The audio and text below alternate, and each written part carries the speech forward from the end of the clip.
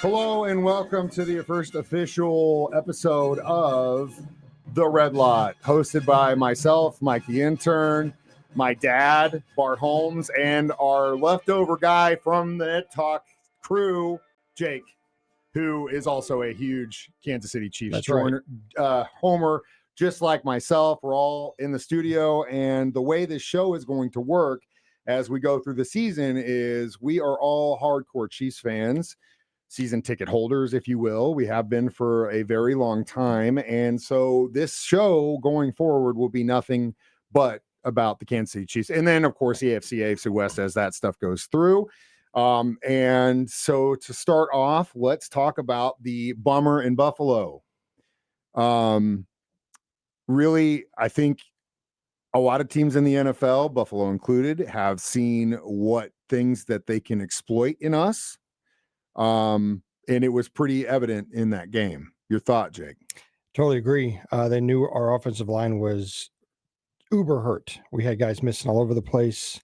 They ran after Mahomes. They gave us a lot of pressure. Here, I was telling your dad, I thought that their defense was terrible. I thought we were going to kill them. That's what I thought. I thought we were just going to bing, bing, bing, bing, bing, bing, bing. The first series of downs looked like that.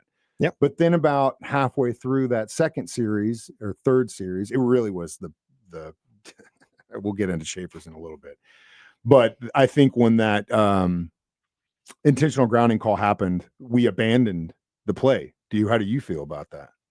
Oh, I think they had a game plan, and they thought the Bills were decimated, and they were going to stick with how to exploit them and go down the field long ball, and didn't work. Proved pretty didn't quickly. Work. Never changed. No. I thought they'd change at halftime, but they didn't. What is the difference between, because last year I was so high up on the ability for that coaching staff to be able to make adjustments, not just like halftime adjustments, but almost changing of offense to defense adjustments. But this year it hasn't felt like it's been that quick.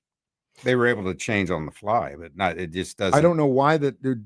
And they'll try something different than what they were trying the majority, and it'll work. And they won't. And then immediately they'll go back to let's go down the field now. Yeah, I felt the same way because it's like Spags will do 2 or 3 series, and you're like, man, they're playing so soft. Like, why are they giving these guys buffers? This guy's just nickel and diamond all the way down the field. And then all of a sudden he'll kick in and be like, okay, there we are. And then we get some stops, right? And then it's like the rest of the game, the defense is like, okay, we know who we're playing with now or who against. So I agree with that. On the offense, I think ever since Bieniemy left, we've been the Nagy question is something that we will probably dive into as we go. I think it's a combination of all of them. I definitely agree with my dad in the sense that it's very obvious that if you've got an edge rusher who is in your face, Bosa, the entire game, and that left side can't cover, the simplest solution is to get the ball out as quickly as possible, i.e. running it or slot outside, and Kareem was open every time.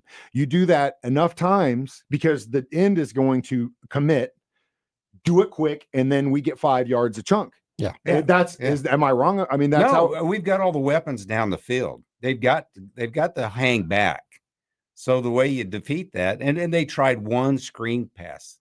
That's one screen pass. It went off the helmet of a lineman. Now, but that's all. That's the one time they tried it, and that's the way you beat it. But now this got brought up to me yesterday or day before when we were talking about this to somebody else, and it's something that I was pretty much beating my chest about last year when we were basically doing what the Broncos are doing this year, winning very close one score 3-point games. And everyone was calling us the fraud, which right. If that's true, then the Broncos are the frauds this year. They always have been. I don't know if I still believe it as much as I did last year, but last year I made the comment that I feel that Reed and the staff don't like showing as much film because they aren't playing for now. They're playing for February and January. So that when you look at the record against the Bills in the regular season, we've only beat them one time. Mm-hmm. They've never beat us in the postseason. That leads me to believe that theory of not showing his hand and giving them 2 months of film to work with is what's played in our favor in the postseason. What do you think about that? Oh, they're playing a chess game, but you're getting dangerously close to That's- having too many losses to even see February. Yeah. And if we don't You take better care of start business showing in your Denver, hand now. yeah, if we don't take care of business in Denver, we're going to have to. We're going to have to throw everything at it. We have to do it. Yeah, the next week's gonna be crazy. 'Cause That'll tell us, I think, where we're going to be. I think with the game in Denver, this is going to be the marquee game, because ultimately records don't mean anything inside the divisional. We went out and just have that one loss to the Chargers. We're in a lot better position than what our record shows. But again, we still got 8 weeks, and Denver's back end is going to be difficult. They still got the Commanders to face. They still got us twice. They still got the Raiders to face again. They still got the Chargers to face again, and they got the Jags to face. So they've got a tough schedule against teams that will not let them win one-score games. But I don't know. That's the thing, is we'll see. But I guess the cherry on top in the Buffalo situation is that we now know which O-linesmen are trash and which ones we should never put on the left side. Right. Wanya. But getting Simmons back in the fold, I think, is going to fix a lot of those things. If you ever played lineman, it's a lot easier for you to go from tackle to guard than guard to tackle. The tackle position is literally the quarterback of the line. It is the most difficult. It's insanely hard. So a lot of those guys that were filling in on the left side against Buffalo were having a hard ask. They should, as Ned would love to say, they're professional athletes. Right. But that doesn't mean the matchups are matchups. It is what it is. And again, all those things have to work in conjunction with each other, with the play calling, the adjustments, and then your quarterback saying, I can't keep throwing 30 yards down the field and just praying that they're going to come up with it. We got to start running the ball. Yeah, that's where you help a lineman and get them into the fold and get them feeling good about themselves, is run the ball. Yeah, and winning in those trenches. And if you're not able to hold them, back to adjustments. It's you can count on Spags to make adjustments. You don't even think about it anymore. He's going to make adjustments, and he's going to make the right adjustments. But now it's got to the point where we're questioning: is the offense going to make an adjustment, or are they going to make the right adjustment? And then you go to the question: is it the coaching staff making the wrong calls, or is it Mahomes being stubborn and leading? Yeah, that's and wanting the big play. It's either one or the other. But we'll never know. No, we'll never know. They'll never throw each other under the bus. Will never ever let that go, ever. Which again, and what makes me believe that they don't want to. And you're right, they're getting dangerously close if that's the play. But whenever we first had Mitch down here for our Chiefs happy hour, we were talking about, that was really the first time I'd actually got to talk to him outside of just knowing him. And we were talking about the Haley years and all that stuff and what it was like transitioning. That room felt like going from the Todd years to when we got Andy, and obviously Mark Donovan as our president and Veach as a GM. And he said it was night and day. Like Haley, it was like I was in some sort of like post-war East Germany. And then he goes, as soon as Andy Reid comes in, I meet him, and he basically gives me access to all film. There's not a lot of coaches in the NFL that would give that kind of access, but he also made it very clear that if any of this gets out, I know who did it and we're done. So he's the uncle that you don't cross. Right. So, and you can see it. You can see it. The only person I think that's probably ever gotten his face in his entire life is Travis Kelce. And somehow, some way. But anyway, welcome guys to the Red Lot, our first official all Chiefs pregame show, which will be live until the Chiefs Radio Network takes over in under an hour. When we return, we're going to look at the AFC West, the bigger picture, really what the Chiefs have to do against a very hot Denver Broncos team and Los Angeles Chargers when we return on your home for the Kansas City Chiefs, 104.7 The Cave.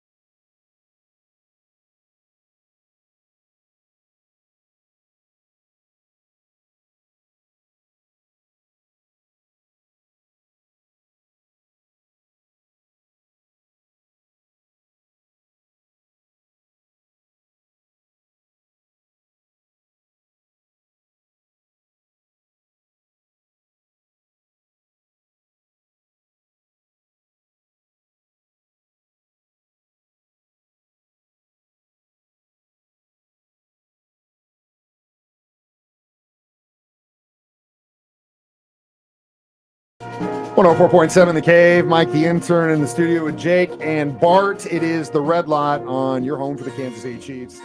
104.7 The Cave.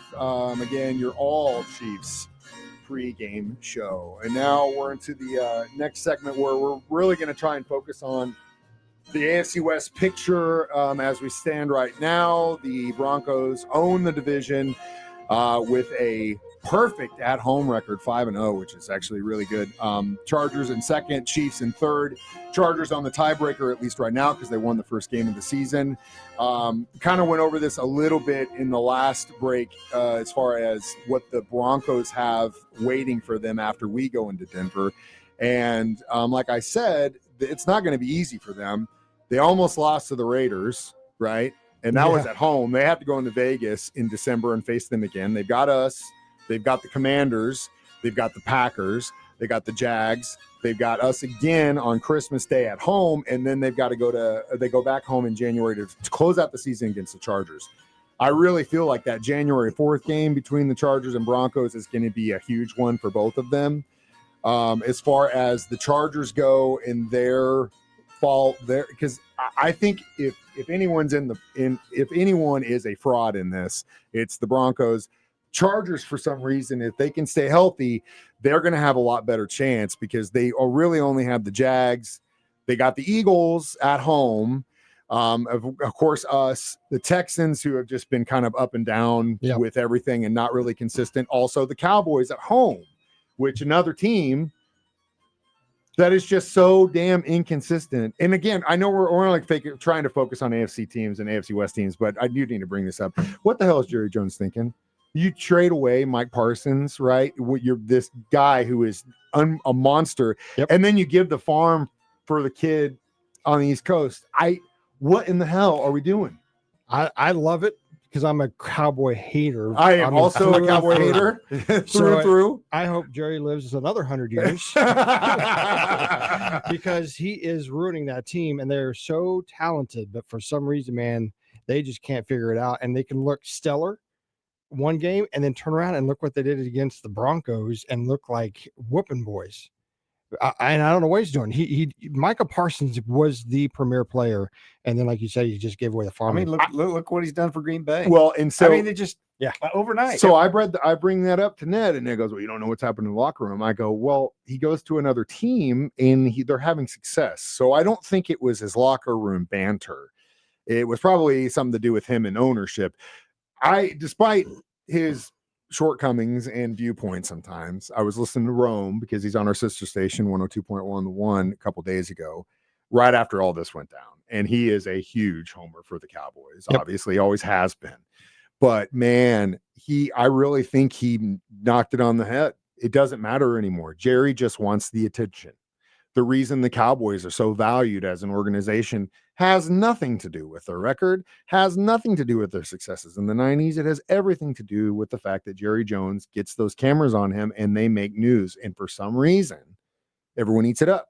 Now they have a huge fan base, but that's the value. They'll just fill the stands. It's all about the money, and you're right. He gets in front of that camera. It's all about me, I. And this, like you said, it's like a show. It's a circus. Mm-hmm. Honestly, it's a circus. Yeah. And he's the guy in the middle of the ring, just everybody's bopping their heads like, yes, sir, we're on board. Oh, we're 2-5 or whatever they are, 3-4 and 1 or whatever the record is. And they're all like, yeah, we them boys. We're going to the Super Bowl.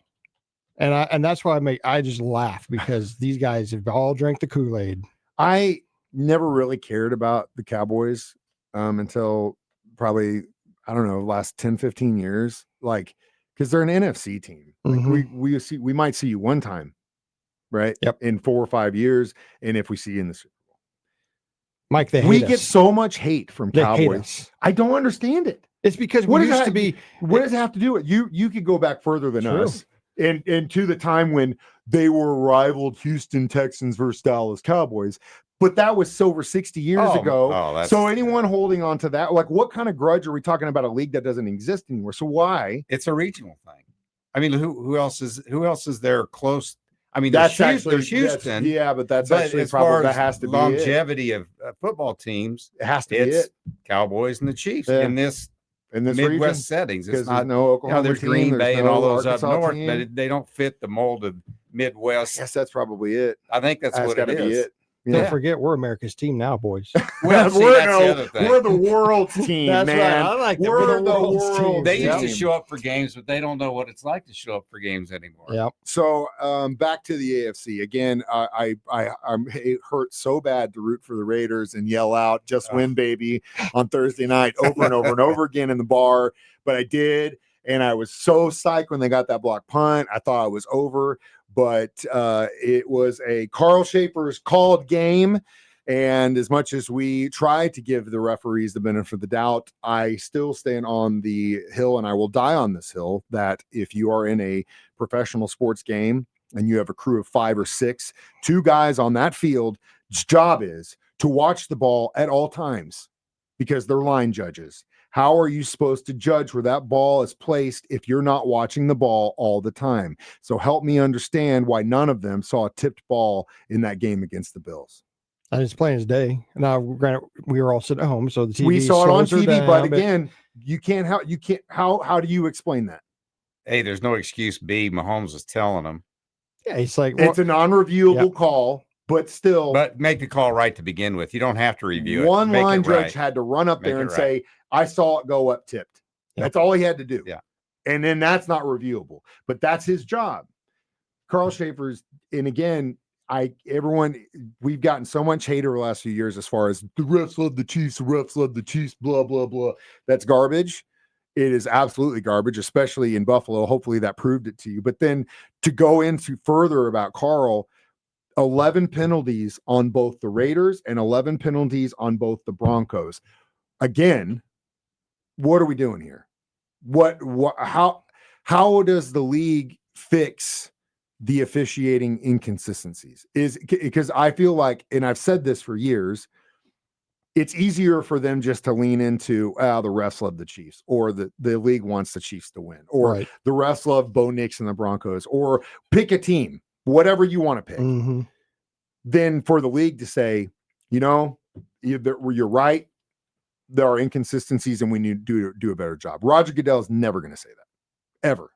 No, the NFL's not going to ever say that. It's too much money involved in gambling now.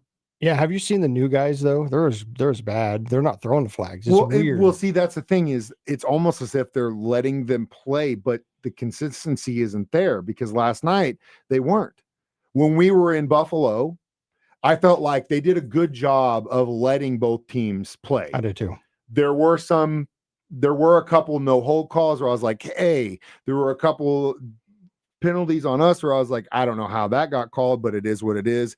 But it goes back to consistency. Yeah, it's the old baseball analogy.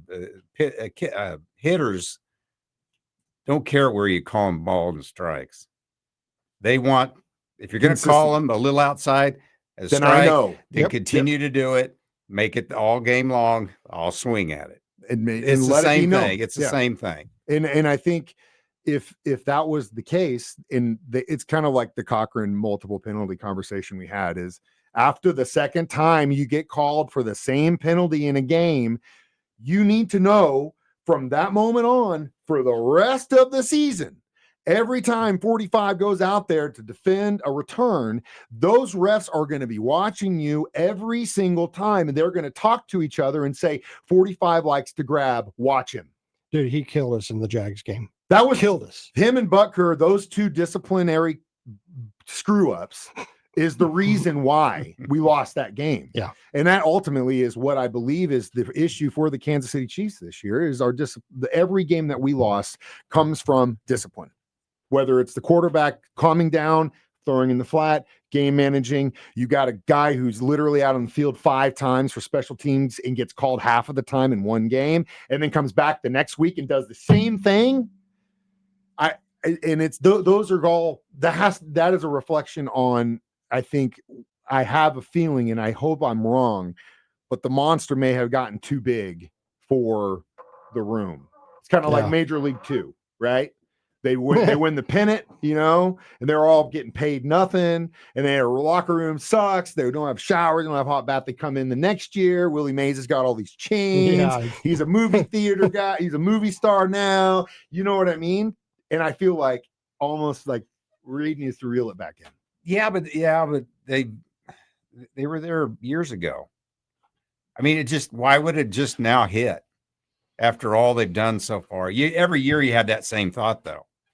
They're going to have a down year. They're going to have a down year, but Well, think about it. I don't know though. why is it all of a sudden changed if that's the case? But they pride themselves on being that team of like the backyard brawl where Travis Kelce's running whatever the heck he wants to. So, and then they're not going to tell Mahomes, "Hey, stay in the pocket, dude. Like we got you." You can't. That's not his that, game. And that lies what I'm saying is it's like Led Zeppelin goes into the studio to record a record today. What producer in this entire planet is going to tell Robert Plant that vocal line is wrong or that guitar part that Jimmy Page put in there is bad? Nobody. They're going to start. Therein lies why bands most of the time that have been heritage bands that put out records 10, 15, 20, 30 years after they were popular aren't very good because there's not a person saying, "Hey, Stephen King, you don't need that extra chapter." Who's going to tell him that? Nobody, because he's Stephen King. That I think it's part of it, but at the same time, that's also what's made us successful. So it's kind of like, what do you do?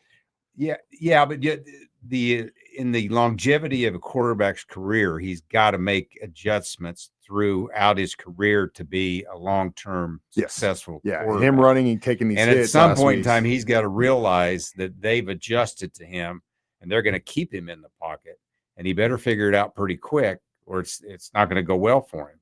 And I don't know if he keeps getting. I mean, the backyard thing. He's the best there ever was. For sure. For extending the play, changing it up. His people know what he's doing, and they know how to react to it. But if his opponent's figured out how to keep him in there and not let him out, you got a problem. Or roll him out. Just roll him out to begin with. Did you guys notice in the Bills game as he's on that going to go out of bounds? Clearly. But then, man, they murdered him. They're every time he goes used out to of let that, him go. Out of that, I think McDermott was like, "You're going to hit this, hit him hard." Yeah. And again, but after he ran over somebody in that circumstance, and they're like, "Well, that was in the playoffs last year because he made them look like little babies." And I mean, I don't know. Chiefs till we die. We'll be back. It's the Red Lot on 104.7 The Cave.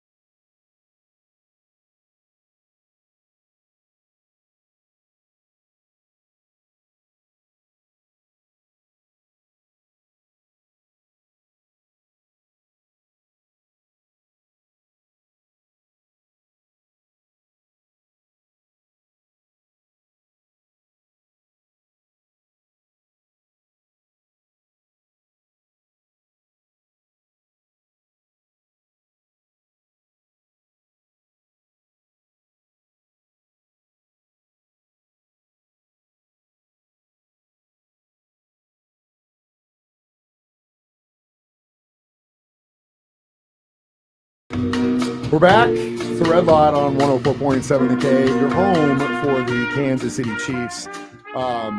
If you're enjoying this background music, I just want to let you guys know it is from a record called The Music from the National Football League Films.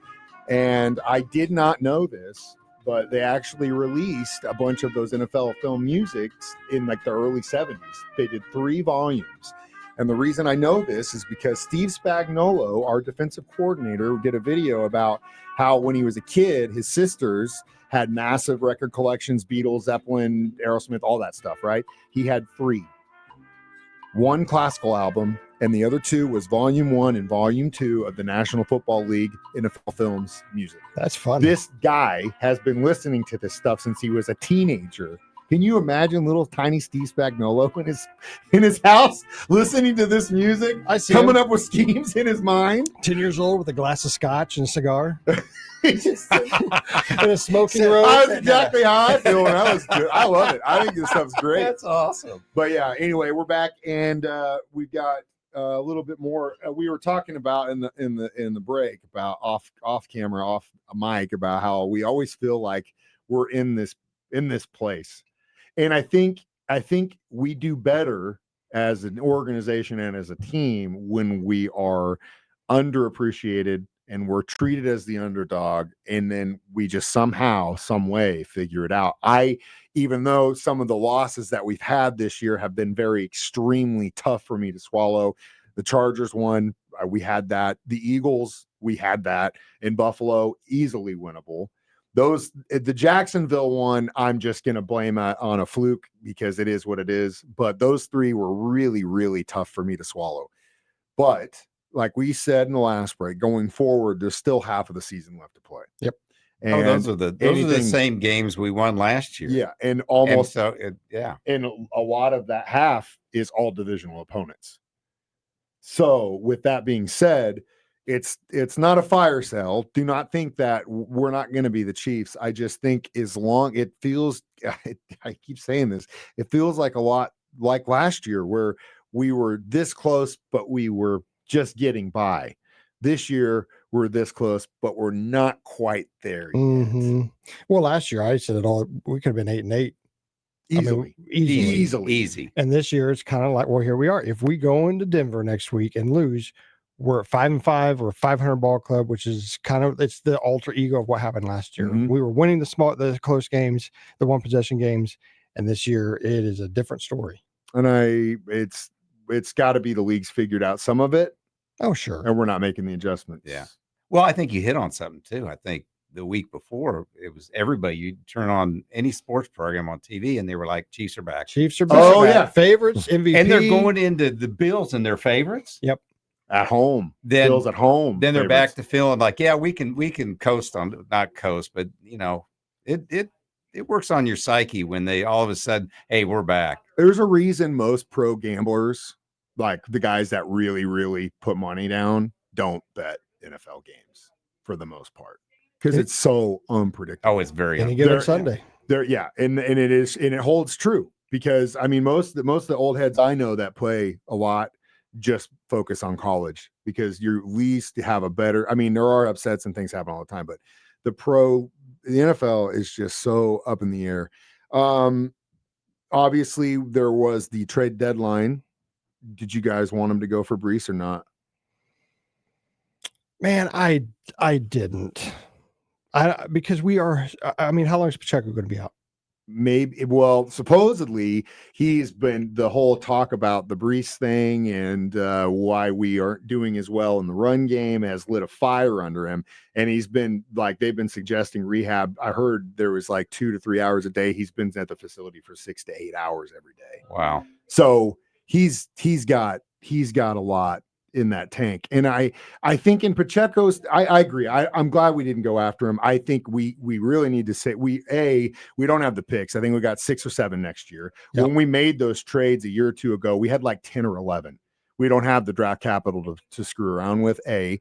And B, the money situation down the line, we're going to have to pay Rice soon. We're going to have to pay McDuffie soon. And those are absolute have to pays, in my opinion. When you bring in a guy like Brees Hall and he's going to mess with the mojo of the Cream hunts. Like Cream loves his role. Yeah. And that's where we need to keep him. Yes. Yeah, I think because we can get 3, screw your tush push. We can get 3 or 4 yards every time with him. Yep. We're fine with Hunt and Smith. Yeah. I'm really high on Smith. I love Rashard. I think yep. once he gets it figured out, I think he's going to be the one for us.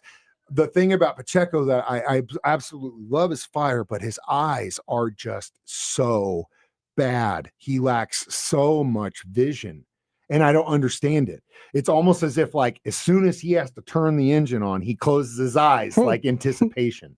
You know what I mean? You watch him hit those holes, and it's just like what. Yeah. I love his determination. And you like you used to say, you can't coach heart, and the kid has got heart for 50 guys on that team. He does. He needs to slow down and let the line do their thing. Patience and vision.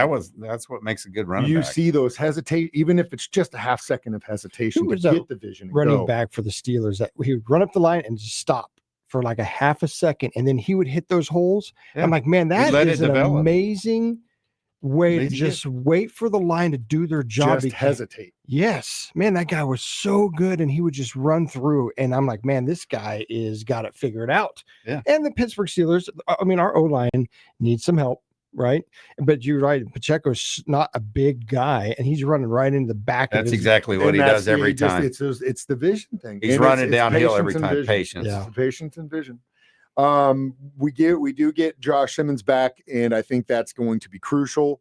Kind of getting the line back to where they need to be. And hopefully he's healthy and ready to go. Juwan still kind of down, I think, after the last one. But again, that left side, if you can just hold the line for 2 to 3 seconds, that's all we need. Right. Yeah. I hope he does come back with rejuvenated.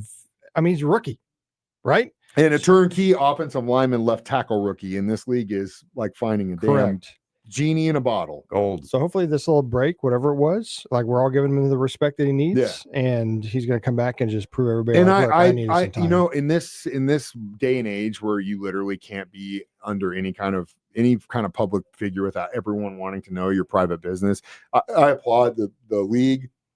I applaud the organization, the Hunt family, Beach, Andy on down, and everyone gave him the respect and time he needed. Mm-hmm. And I think that's the way it should work. Oh, yeah.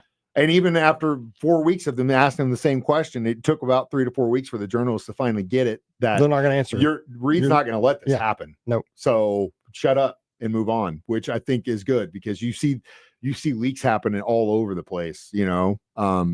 And it's definitely something else. And again, this game is a game of attrition. And so who knows what's going to be like. We could be having a completely different conversation as far as injuries go in 4 weeks from now. And we definitely don't want Minshew mania. Right. As much as I love him, as much as I love that guy, I don't really want that for our Kansas City Chiefs, considering the fact that we've got a very tough schedule of our own coming down. And how about those Indianapolis Colts? It's amazing. Have you been watching him? Daniel Jones is I think May has a good argument for MVP he's definitely gonna be rookie of the year. Has to be. Drake May. Yeah. Yeah.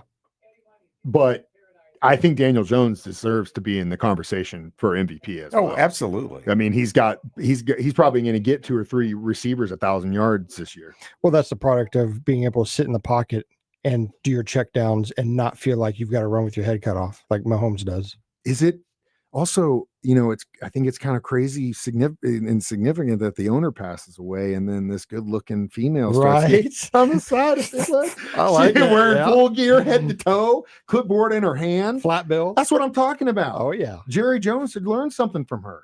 That's how you turn a team around. Or maybe Mr. Son of Al Davis too. But he's too busy screwing 21-year-olds. Oh my God.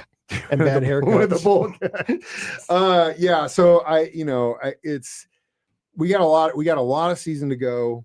But I think as long as we can maintain, the other thing that's been giving me pause too, I'll bring up is and it goes back to disciplinary, but I just feel like some of the studs on the defense front line we've had nice bursts, it was nice to get Pennell back and we'll see what he can do. But Chris really hasn't felt like he's been Chris Jones this year. What do you think? Not as dominating as he has been in the past. I don't know what it is. He got paid. Don't tell me that. But that happens to them all. I know, but I don't. But God, that's the crazy. Yeah, but you can't. You can't. You look at the past. That's the way they played. Well, look at him on the break. I mean, you could count on Jones in the last quarter when we needed something. He was there, and he's done it this year too. And he's done it this year. Sucking the oxygen on the sideline. I'm like, what are you doing, man? You're sitting on the side. I get you need a break, but boy, I don't know what he did on the offseason. Yeah, I don't know. Karloftis seems like he's just about there too a lot of the time, but just can't. But again, the thing that like I keep coming back to is it's just like last year. We're this close. It feels like we're just this close, and that's why these hurt so damn bad. Is that we get blown out 36 points? Like, okay, that guy turn it off, walk away. Right. They're that good. We remember 2002. You know what I mean? I remember 2005, 6. You know, and like I know what it was like to celebrate first downs like touchdowns, and that's how it felt for a long time. But I think it's crazy how once you get to this point, because I think I would speak for all of us when I say after 19, I never thought that would happen. I'm satisfied. Yeah. We've been 5 times now, and we've had 3 rings, and not just one, 3 more. And so, as a lifelong fan, I could never ask. We could have a losing season every year for the rest of my life, and I'm content. I got to see it 3 times, right? So it's not a downer thing. It's just it's interesting how when you were losing and it was just a repetitive thing, and that was the culture, it didn't hurt as bad. But now when we know what the culture should be, it hurts worse. You know, what do you think? Yeah, I think that you expect them to be competitive and to win. It's kind of like the Cardinals. Yeah. We got to be okay Absolutely. we got to be okay. Like you said, you can be very perfectly content with never having this ever again because we've had it. Mm-hmm. Man, people call us spoiled right now. When we're jumping from the smallest, buildings and again, I think the 3 of us have a pretty good idea and worldview of what this team is and where we've been and where we've gone and where we are. The bandwagon fans that you see on Reddit or the subs every week that are just like, oh my God, rest in peace, Chiefs. You didn't get Brees, man. What's wrong with you? It's like, dude, you guys you weren't there in 06. You don't know anything. Like you really don't. And none of you can appreciate what this team has been able to accomplish with what little they actually have. Yep. And in the fact that it's literally that next man up mentality. How many stars in the NFL have come through Kansas City as rookies or have been developed through us and are gone now? It speaks for itself. How many coaches? How many coaches as well? Yeah. I agree with you though. Yeah. None of us can be upset. No. We're all pretty content and happy. Hell yeah. But like to catch New England. Oh, that'd be nice. For sure. That'd be awesome. You're gonna make me. I'm gonna probably make you mad, but I don't hate them anymore as much as of course you don't. I hate for 2 reasons. 2 reasons. One is May is on my fantasy team, so I kind of have to root for them a little bit. But it's kind of like I feel like they are as of right now more akin to the team that we are. The way they approach, the way they coach, the way they play. I like football teams like that. I know I make it pretty known a lot as far as like is us in the kingdom. We probably spend as much time loving our team as we do hating everybody else. But I kind of feel the same way about the Lions up until recently, where I felt like their entire fan base is just a bunch of crybabies, and I just can't figure that out. But I had respect for them up until that point, and the same thing goes with the Patriots. I'm not going to get into the Tom Brady is not the greatest of all time conversation, but I feel like I like that organization a lot better now than I did when they were under Belichick. And Brady. Yeah. I feel like it's more of akin to a like what we said, a backyard football team. Those are the teams I feel like I gravitate toward. Oh yeah. Yeah. No, it's fun to watch. Well, then there's those teams that just play dirty that you really learn to hate. Yeah. Ravens. Eagles. Yeah. And that's a product of Sirianni, my friend. We'll be back one more time as we get into this game with the Kansas City Chiefs on your home for the Kansas City Chiefs. 104.7 the K.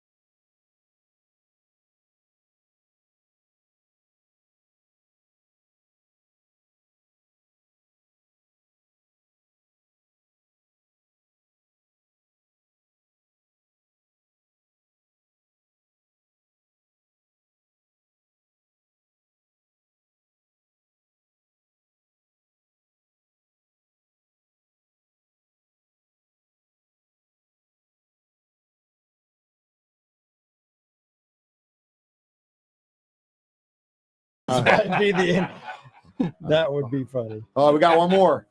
Oh, We got to sit back. I was trying to I leave. said we were done. Trying to get out of here. No, we got one more. No, I It's a red thought we light. had. I thought we were going to do 4. It's the Red Lot, 104.7 The Cave. And we're back. I'm going to get this music up. I'm trying to see if this will work. If this doesn't work, I'm going to have to do this later. But either way, I'm Mike the Intern, joined in the studio with Jake and Bart. And we are the Red Lot, your only Chiefs live and local show in the Ozarks. You can also watch us do it live on Facebook or YouTube an hour before the Chiefs pregame starts, which if you're listening when the Denver game is, which will be next week, that would be, we start at 1, network starts at 2. So it's going to get confusing. I'll do my best to remind you guys where the hell that is and what that looks like. Either way, we are on the bye week this week. So do you guys spend a lot of time on the bye week watching the league? Do you just do you check out? Are you like, my heart needs a break? Or are you like, screw it? Dad, what do you do? Oh, I'll see what games are on? on. If something excites me, or if I can root for an underdog to beat, the Eagles, or beat Denver, or beat Chargers, or beat one of our guys, and I'll watch it if there's a chance. I'm the But same if it's way. a good game. There's not like a need to be like, oh, we got to get home. We got this, we got that. We got to be home. The game starts at noon or whatever it is, 3:00. It's kind of nice Sundays. You're like, you know what? I could watch some football and I could go run an errand and come back and see what's going on and maybe do something else. Just on. Yeah, it's on the background. Yeah, it's nice. It's kind of the way I treat college on Saturday. Is if I see marquee games in the noon or 11 spot, then I'll put them all 4 up and watch and do my stuff, clean the house, come back, take a nap, watch it. It's the best. It is the best. So, as you already know, the Chiefs have a bye week this weekend, but across the league, we've got one more. Is this the final international game? Is this the last weekend for the last one? I think so. We've got. I think this is it. Falcons at the Colts. It's not at the Colts, but it's at 8:30 in the morning. Yeah, the international, which you got to have NFL Network for, and we don't. So, but we will be playing it if you do want to listen to it on our sister station, 102.1 The One, and it's probably almost over by now. But definitely check that out in the future because we have all those Westwood One games, and those include all the international games. So if you're like waking up at 8 in the morning, well, I get to watch football, and you don't have the NFL Network, you can listen to it on 102.1 The One. Browns Jets. Right. Panthers Saints. Patriots Bucks. I think that'll be a game. Be that'd be a good game. That'll be a game. That'll be a good one. Where's that at? In Tampa. Mm-hmm. Got the Ravens at the Vikings. I think Vikings probably gonna take that one. Bills Dolphins. God, wouldn't it be great? It would be. For Miami to upset those guys. They've helped us more than once, man. It's possible.